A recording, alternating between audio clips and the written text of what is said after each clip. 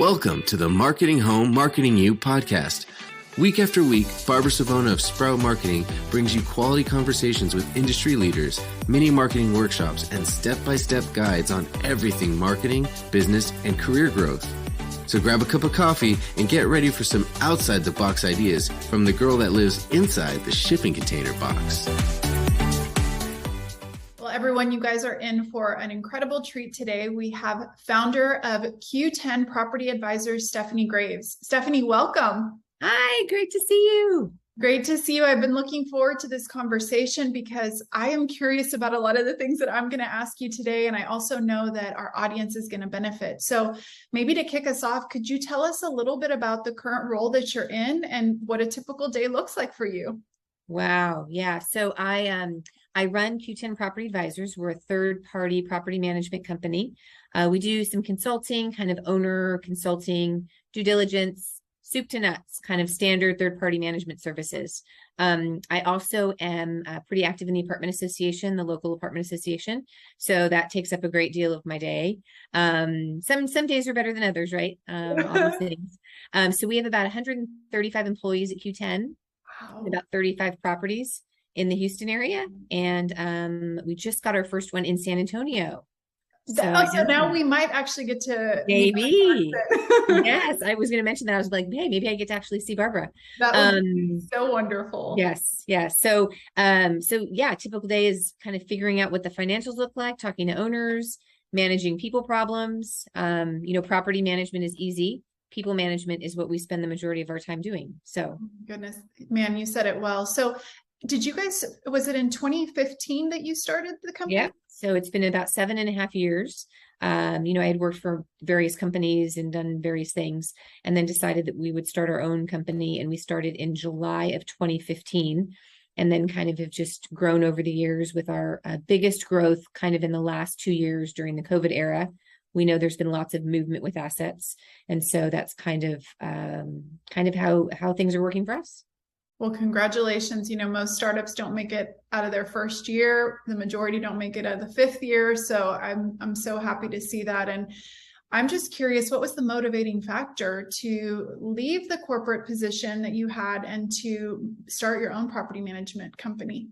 When I left the corporate world, I decided that I would, this is how you and I met. I decided I would go do training and marketing and travel around and do that fun stuff.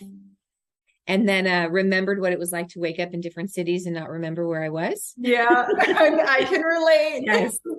And decided, this isn't for me. I have a daughter. I don't want to do that. And I had a partner at the time, and we had some clients that said, hey, it hasn't been the same since I haven't been managing our assets. Could you come do this? And the same reasons that I struggle right now with doing property management are the same reasons why I was like, no way, never. You've got owners that call you at 3 a.m. and want to know about why their pool is green and those sorts of things. Our goal initially was just to really provide a flexible work environment. And it didn't start as like female-owned girl power, but it kind of has evolved into that as we have more and more females in executive roles that have flexibility that they need that didn't have that before with larger companies. I love hearing that because in a way it mirrors my story. I did the speaking circuit and I loved connecting with the audience, but I hated being away from my husband for, it's like people think it's glamorous, but when you're not with your family, it loses a little something. Yes. And we're the same boat. We didn't start out trying to be female. We just were. We're just two women founders. And then, yep. There's a lot that comes with that, families and children and things like that. And, women have a lot of responsibilities outside of 9 to 5. And I think that's wonderful that has been something that you've carved out for not just yourself, because a lot of times you want it as the founder, but if you want it, that your employees want it too. Absolutely. And it's challenging in this industry when it's 24 hours a day, right? And to have flexibility when you're servicing residents on property and you need to be there. We learned more in COVID than we have in a very long time about what that flexibility looked like. Right. And because I think it was a blessing, right? And a curse, because we saw that it was possible that you had some remote hours at home and you could still balance what you needed to balance. But with schools closed and kids sick and all of those challenges, I think it also helped us to be able to point out and show our ownership that our owners that we manage for, that we could have that flexibility where the offices didn't have to be open every single hour of the day, and they could be closed, and we could balance that from afar. So it was a blessing to help work on our core values of flexibility and those sorts of things. But then also, we know the challenges that came with the last couple of years. Right. Yeah, I think you're right. There was definitely opportunity that presented itself. And it kind of, I always think about like, you don't know what is possible until you're forced to know sometimes what is possible. And then it's like, and so we just, we even had sometimes babies on the laps while we were doing Zoom meetings and just different things. And we ended up finding that we loved just having a little bit of a lighter approach to doing business and realizing that we're not really humans that compartmentalize. We kind of integrate, but you still had to figure out boundaries because they were still necessary. Sure. Yeah. Yeah. And, in one of our leasing offices, we had a single mom that we actually set up a desk in her office, and the kids were doing remote from there because they were too young to stay at home. Like, I was blessed that my daughter could stay home when I was off on property, but some of them couldn't. So we literally had, desks set up in some offices so that we could have that balance between making sure the kids are doing remote work and making sure that they're safe and not burning the house down. Right. So yes, you don't want them to burn the house down. No. And being in property management, that is definitely a possibility. Fire is a no. Okay. So I'm curious then, what have been maybe unexpected or even expected challenges in this venture of starting your own company? I think the biggest challenge is working in the business and not on the business. Mm-hmm. And, any leadership or ownership training that I kind of take through different entities, it's always that. I find that business owners always have the challenge of working on the business, of growing it and making sure that it's sustainable over the years, and not concentrating on the little tidbit things that you can contract out. And so that's really been a challenge for me. I haven't focused as much on what does it look like in strategic growth, or what does it look like to set up strategic, to-dos or,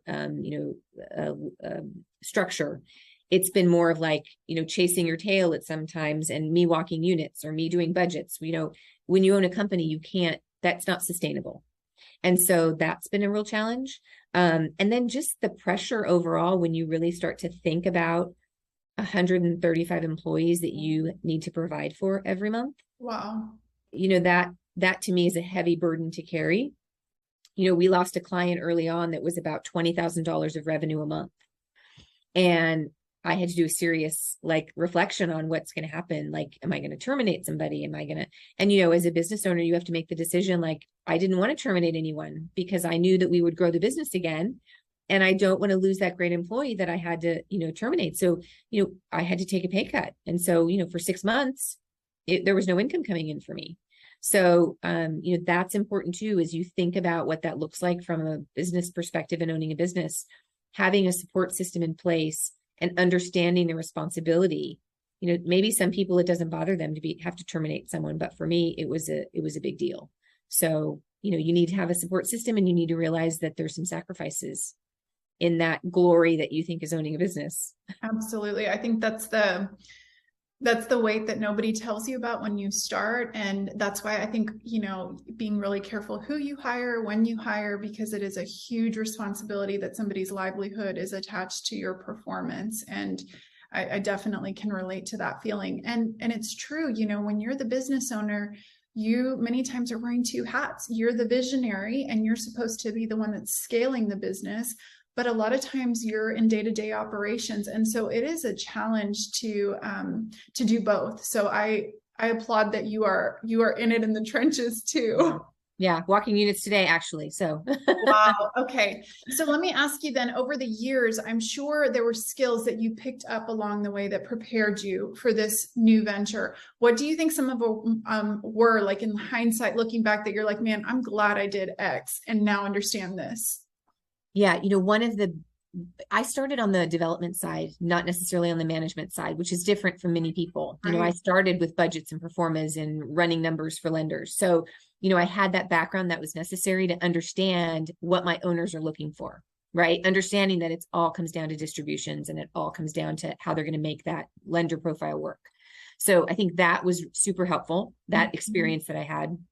And the other is, and I tell people this, like, you need to be a little bit good at a lot of things. Yeah. And, I had a mentor early on that said, I was marketing for a little bit. And she said, Stephanie, you can be great at marketing, but marketing is a red line on the financials. Yes. And so, yes, right? Like cut. And so when it's really not, but that's how we're treated. Right. And so, and training as well, like, okay, we can do without that. So she's like, you can be great at training and marketing, but you have to be versatile so that if we cut that department, we can put you on property or we can put you in financials. So you've got to have breadth in your knowledge rather than depth in one particular area. And it makes you more marketable. It makes you able to manage and own and understand all aspects of the business. That's the key.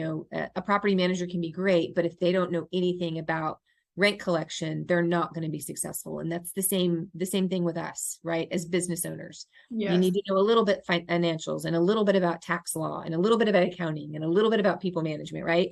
All of those things added up together make you much more marketable and successful when those challenges hit as a business owner.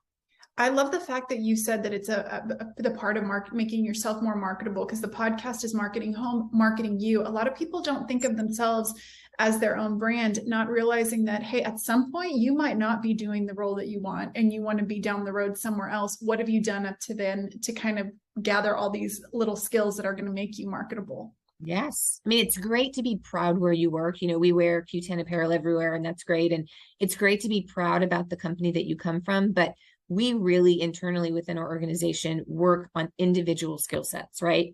And figuring out what makes you marketable. We pay for education. We do those things because yes, it benefits us that you're more knowledgeable, but we want you to look at this as a serious career. And you being, and you may leave, you may find a better situation and you may take the skills we teach you and leave. That's not our hope. But if you don't equip your people, Henry Ford said, the worst, you can train your people and have them leave, or worse, you can not train them and have them stay. And what is so true? Oh my goodness, that's so true. And I see people that are like, I don't want to train because I don't want them to take my job or to go to the next level. But I think that philosophy that you said is so key, that inspiring people, most people, the more that they see that you're investing in them, the more loyal they become to you because Absolutely. They see that you value them. So in talking a little bit now, about the roles, we talked even before off camera, just how it can be challenging, just multifamily. I mean, in general, we know, like you said, it's a 24/7, like there are no days off, even on days off. Mm-hmm. As someone in your position, can you give some advice? How can a property manager that wants to be successful and wants to be good at her career kind of balance the demands, but without burning out? Because we're hearing a lot about mental health, burnout. We know it's like a thing. So what would you say to someone? So, we had a call this morning. I've got, 10 properties that are under 92%. 92 is kind of our threshold of warning, Will Robinson warning. So we had 10 properties this morning that were on a call. And I was like, I don't want to be on this call with you. I want to be on this call with you to celebrate successes, right? And I think the biggest challenge is understanding that you have got to put the work in to make the job easier. So if you're not creating a routine of things to get done and putting your own systems in place, you are constantly going to be chasing your tail. So, I mean, simple things like opening up your desk and it's a disaster, like no pen, right? Like all of us have that leasing story where we're visiting a leasing property and someone comes in and we're like, hey, and we open up the desk and there's no pen. And You're like, how are you even functioning? And so, 90% of the time when I go on property, when there's an occupancy problem, it's a people problem. Right. It's a people problem, and they haven't created an environment to be successful. Right. So, understanding that while you may have policies and procedures at your company, making your work environment as less stressful as possible is going to make you successful. Mm-hmm. Because unfinished projects is the number one cause of stress. That pending to-do list that you never get to is what's causing you that stress. So, and I think the other thing is understanding the things that you want to do aren't necessarily the things that you should be doing, right? Like I want to go help with a mini model because that's fun, but that's not necessarily where I should be spending my time, because that's not going to create less havoc for my office when I get back. So figuring out where you should be spending your time and where you want to spend your time, and then having that balance of, I want some fun, and so I'm not going to totally turn off that, but I'm also going to make sure that I'm spending my time where it makes the most sense. Oh my gosh. You got to equip your people. Like, you know what I mean? If you're a manager and you're not delegating, you're never going to succeed. You want your job to be easier, and you're not going to help those people grow. There's so much wisdom in what you just said. I want to unpack that for a minute. So the first part I love about the systems, I think sometimes property managers don't think that this is almost like your own little business and you've got to set up your own, systems. I think it was James Clear that says like, you'll either rise or fall by the quality of your systems. And I think that's so true. So I love that. It could be from the most simple, your pen. I think that was such a good example because people think, well, that's not a big deal, but it's a point of friction, don't you think? Absolutely. I tell people all the time, the small things are going to, like running out of paper in the copy machine. And then you run out of paper in the copy machine, and then you look in the closet and there's no reams left. What does that do? Like, it's only a ream of paper, but it's caused all of this chain reaction to not be able to print leases, to not be able to, right? That one thing. So figure out the things that are causing that friction in your office that can, they're small things, not having a stapler, not having a scanner, a check scanner that works. We accept those things as we're just going to get through them instead of making it more productive for yourself. Those little things make a huge difference. That's huge. I always tell the teams, keep a frustration list one week and just see, like, it can be something so simple. Like, it can even be personal. Like, I keep one. And so like last week it was not having an easy meal at home after a stressful day. And it's something so simple, but what's nice about keeping a frustration list is at the end of the week, you figure out how not to repeat the same frustrations, again. And I think that that's exactly what you're talking about. And I also loved what you said about not always doing what you love. We see managers, even when they're like trying to design their own flyers, they love it. They think it's so fun. But by the end, they've spent 3 hours designing an invite for a flyer. And it's like, that's something anyone else could do. And they don't really think of like, what is it that only I can do? So do you train your teams, or do you talk about that a lot? Like, kind of to focus on like, what is your highest value work? Yeah. And it's challenging because you're constantly going to get resistance. Like this morning on this call, one of the girls I said, what do you need? I have 10 people on this call. What do you need? Because if your occupancy is hurting and you don't know what you need, we have a real problem, And she said, well, I want to be able to get on, I'm not on my Google. I can't respond to my leads and reviews and questions. And I said, okay, I said, I'm responding to those right now. And if I give you that, I'm adding one more thing to the list of things you have to do. Do you really want to do that? Or are you using it as an excuse that you can't get to that, right? Is your best use doing that? And is it my best use too? Like, that's a whole other question. Right. But, balancing that and trying to get them to understand that you're more valuable than you give yourself credit for. Yeah. And I think there's times, like you said it perfectly, there's times you just have to do it because it's got to get done. But there is that constant reevaluation of where is my time best spent. And I think you're training people to start thinking, like an owner. I think that segues actually perfect into my question, because I find a lot of times a challenge that property managers have, just from my own experiences. They want to really consider the residents. People got into this business because they love people and they want to take people into consideration, but they're also trying to figure out, how do I make decisions that would still make my owner and management happy while appeasing my resident? Is that even possible, do you think? Yeah, some of it is about your ego as a property manager. I feel like you don't want to be seen as wrong. And sometimes it's okay. Like, I tell them, I'm like, we want a non-conflict. Anything we can do to remove conflict from the resident is what we want to do. But when you're making those decisions, you need to say, like, maybe it's enforcing car insurance on property. Like, they want, like, I need proof of your car insurance. Do you really need proof of the car insurance? Because it's a law that they have to have insurance. Right. So if they choose to break that law, that's their responsibility. Like, do you want to have this conflict where you're not going to issue a parking permit because they don't have insurance? Is that really necessary to end? Right. So like those sorts of things, I think we try to make decisions to avoid conflict at all costs. And sometimes you hear managers like, well, they got to have it. Like, why not? And so having them pick their battles, you know, be a hero today and just say, you know what, I'm going to take care of this late fee for you. So that way you can get the groceries that you need because I know it's expensive.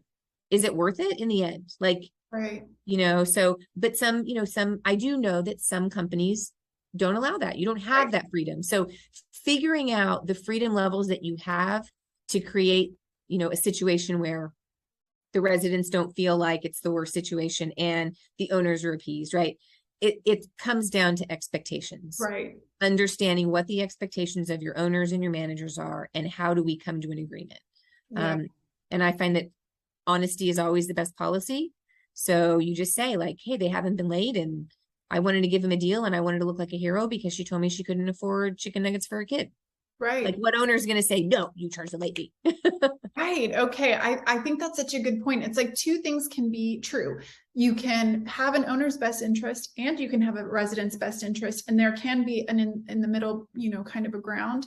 Do you think it's okay for a manager? Like you talked about how you guys do have some of that flexibility with your company, but say you're in a company that doesn't, you know, do you think it's okay if you're a manager and you're starting to see, hey, this similar scenarios keep coming up and me being kind of handicapped is hurting me? Do you think, like, you as an owner supervisor, how would you have felt if a manager came to you and said, hey, I'm seeing this scenario, I think there's a better way to deal with it, I'm open, but I just wanted to bring this to your attention? Would you be upset about that?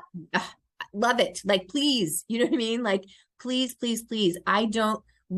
You are managing your asset. You are an owner of that property, and I'm not there all the time. Right. So it is your duty. It's not only like, it is your duty to be able to say something and say like, hey, this is what I'm seeing as a pattern. People don't want to, we have this going on at some of our properties with this technology fees. People can get their own Nest thermostats. They can get their own locks, right? Like, they don't want to pay an extra $50 every month when they can pay $125 and get it themselves.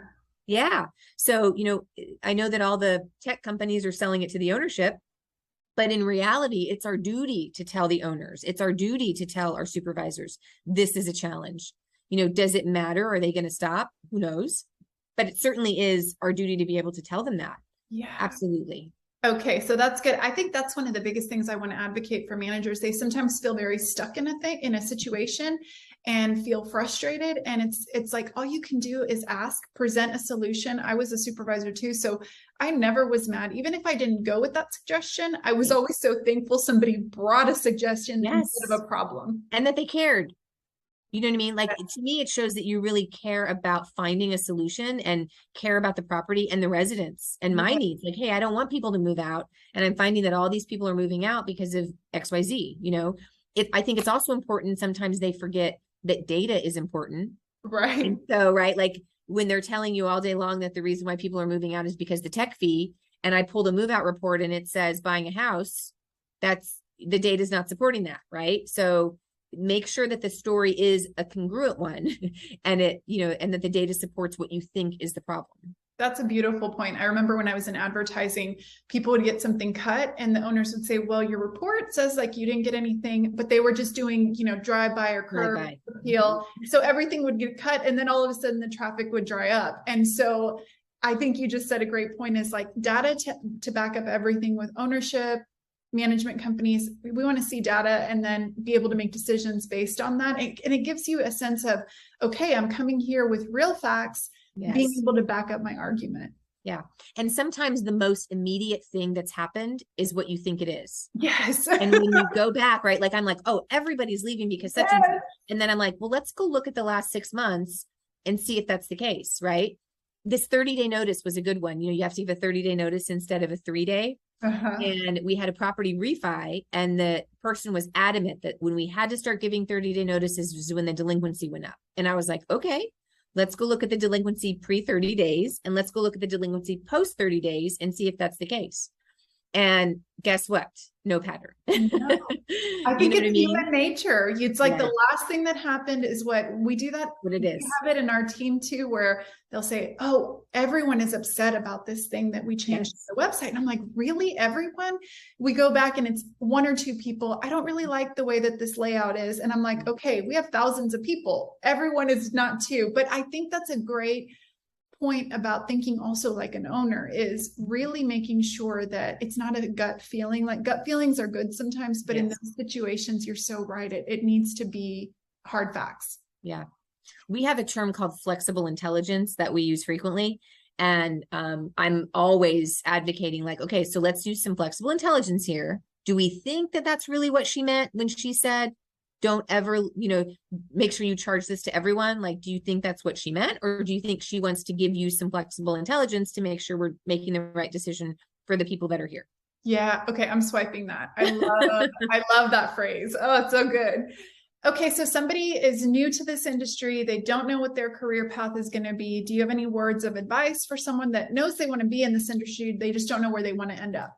Yeah, I mean, I cannot advocate enough. Obviously I'm biased because I'm very active in the Houston Apartment Association and what that means and entails. And I'll be president next year, so we'll have a fun time. But to me, the Apartment Association gives you a well-rounded approach to the apartment management. Whether it's a basic leasing 101 class or whether it's just going to an event, you can see the multiple levels of supplier partners, owners, leasing agents. You can really see an overall idea of what apartment management is. And so that has been, instrumental in my career because I could really network with people. It's an open industry too, so you can see what the challenges are. Mm-hmm. To me, that is a way to really see what apartments are about. Yeah. And it gives you, like you said, like not just one, you may not want to end up on the management side. You might want to be on the supplier side. So, I think you're so right.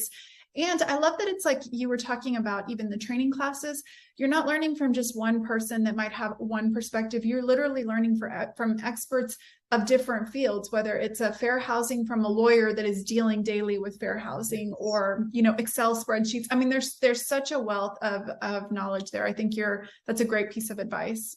And it's reasonably priced, right? Like that's the other thing. It's reasonably priced. And so to me, that and just the networking capabilities where you can meet other people and hear about, hey, is your traffic down this week? Because I'm not leasing anything, and you can really see what's happening in the industry. Very much so. Mm-hmm. So, okay, I know you guys are in a big growth period. So I want to ask, when things are chaotic, and I know that you've got you have a daughter, you have a business, you have so much that you're juggling. What do you do to recenter during the times that sometimes it's unavoidably chaotic? Yeah. So, it's varied over the years. But the last 6 months have been really crazy. I've got some personal stuff happening with my family, the business growth. And for me, it's been working out. Right. Yes. And taking that, I started working out recently at this place called Hot Works, and they're 15-minute intervals. Nice. And so, for me, it was always like, man, I got to commit to an hour, right? Like, how can I get away for an hour? And so finding what you can get away, 15 minutes, are you kidding me? If I can't do 15 minutes, then there's a problem. Right. Right. So, and then finding those luxuries that like, I go to Starbucks every morning. Yeah. Every morning without fail.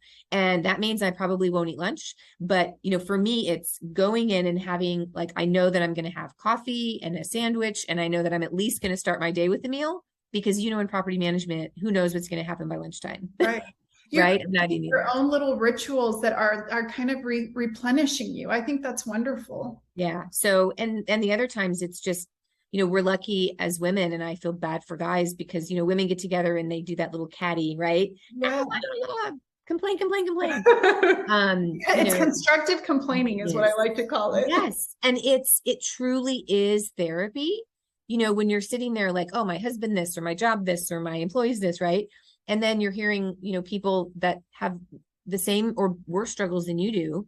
And, sometimes I'll just call my girlfriend and be like, I don't want you to say anything. I just want you to listen. Yeah. Like, I'm just going to scream and yell. And so you've got to figure out what your outlet is, if it's even just like 15 minutes to do things. But if you don't try to recharge and exit the environment you're in, it can be a perpetual downward spiral for sure. Like, I've had those weeks. Last week was one of them. And I was just like, it gets overwhelming, and you feel like, yes, very challenging. You know what's so good though is that I think that one, definitely complain to your girlfriends over your husband. They're much more understanding. Yeah. But Yes. two, even for me, this podcast, like even you and I talking a few minutes before, you know, you see things on social media, it's so easy to think everyone else has it together all the time. And the reality is, I think this is a message I try to always say, especially on my Instagram, no one has it together all the time. Even if you think people look polished and together, we're all, like you said, if it isn't personal, it's that you're hurting for someone else or you're, you know, I mean, there's always things. And I agree, even having this conversation, I feel like, okay, some of the things I might be going through, Stephanie as a business owner, she's going through those too, but here we are, we're still, you know, you can still find joyful things throughout the day that connect you to others. And I think that's huge. Yeah. Yeah. I appreciate you kind of doing this because it does provide an outlet for people, right? Like, oh, I mean, I tell people like sometimes I'm, how are you? I'm great. And then other days I'm like, I feel like the wheels are falling off of the bus. Right. And I'm not even sure it's a bus. It may be a tent at this point. Like, I don't even, frequently it just feels like a house of cards, right? One client's mad at you and you feel like everybody's mad at you, or one employee quit and you've got no employees. No good employees. Oh, but isn't that true? Like what you were saying, just what we teach our team to not have that all or nothing thinking. It's like, you have to remind yourself of the same, like one bad interaction doesn't mean that my business is bad or my relationships all stink or whatever. It's just, but it's that constant reminder. Yeah. And people like, you got to have friends, you got to have people and professional colleagues as well that can give you a reality check. That certainly helps. Absolutely. Okay, Stephanie, I knew this was going to be value packed. Now I just want to ask you a few questions that are kind of just more off the cuff. Okay. So routines, do you love them, hate them? Can you share, do you have a morning or evening routine that you really like? Yeah. So I shared a little bit about Starbucks. I got to go to Starbucks in the morning. I'm going to show up all the time with my coffee and my drink. And I have a routine, with how I visit properties. Okay. So, the frequency on which I visit. But I'm not a big routine kind of person, which is probably not a good thing. Oh my gosh. I would not have thought that. I would have thought you were very routined. No. Yeah. I mean, no, maybe sometimes it's better to ask other people, right? Like, do you think Stephanie, so I'm going to ask that question. You seem very like structured. So I thought you'd be routine, but they don't, I guess, have to be the same thing. Right. Yeah. I don't know. I'm fooling you. Okay. Well, is there anything else that people would be surprised to learn about you? I don't know. I'm an only child. Sometimes that's a little weird because people think I am very non-materialistic, like Target's like my favorite store. Yeah, no Louis Vuittons, none of that fancy stuff. Okay, that's great. I have two like that. I'm a thrift store girl. So most of my outfits are thrift stores because I just love thrifting. And I'm also super silly, and people are surprised to know that like when I'm with friends, like I'm the goofy one.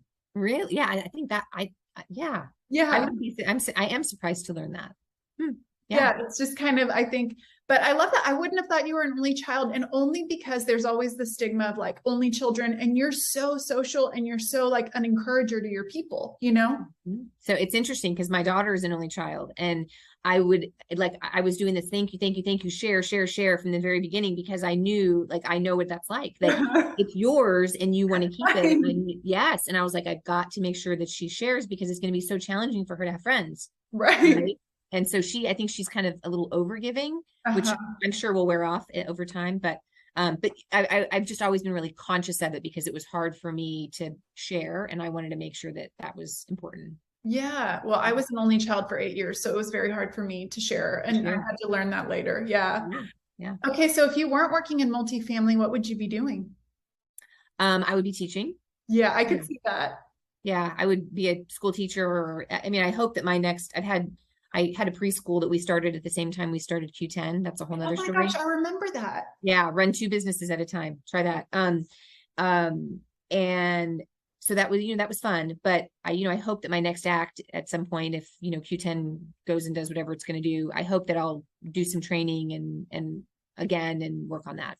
So that's what really fills you up then, is the teaching people, teaching others. I think so. Yeah. That light bulb going off and really feeling like, I think part of it is a little bit of ego. You feel validated that people think that what you say is important and that they value it. And the other part is hearing the success stories. I'm feeding it to someone that already knows, right? You hear the success stories. I think it's the instant feedback, because sometimes when you don't do it in person or you're just talking to others, you don't always get the feedback. But when you're in the class and you see that someone left so encouraged, to me, I just was like, that feeling, that was the high that would keep me going until I physically just didn't want to do it anymore. But I miss that part of it.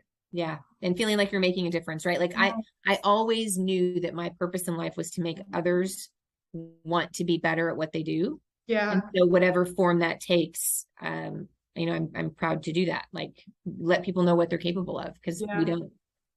I think that's probably something that has always kept us in a good bond, because we're both kind of encouragers. Like we don't need it to just be about us. Like it's about everybody else. Like I get so excited hearing that somebody the other day shared something, and it's somebody that could be a competitor, but she's like 15 years younger. And I'm like so excited to see just somebody show that initiative. I haven't seen that in a long time. So yes. It feels good. Okay, so let's wrap up. I'm just curious. This is probably not happening anytime soon just because of how busy you are. But let's say you wake up tomorrow, nothing is on your calendar, no commitments, you don't have to do anything.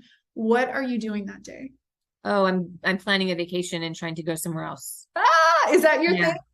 Yeah. I think we talked earlier about the cruise I'm working on at the end of the year. Yeah.